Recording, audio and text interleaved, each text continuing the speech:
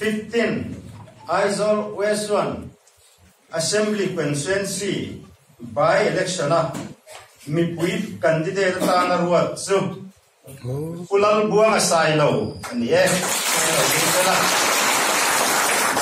la ye lo din se la asan sin toi te kan soi lo ka ulal ning lo ma ani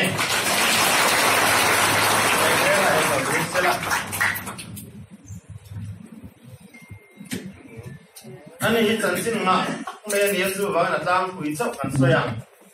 ulang hình lo mà hi quay xuống xuân điện là bị việc chua mi tết pha, pali zinga u phải bật đốt tua này, cùng sang sẽ có sum sari pasari khan ai zo là pianga, cùng sang thì nên qua trong em history giờ zabin net còn lang hala, chân xin bula mà ta thoken, chalai te mà son na,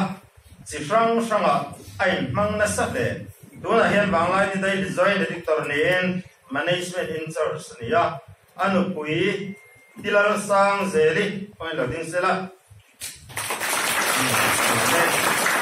nen kum sang ni so mai nen panu patni niya Aizawl veng layan mani na same ka ni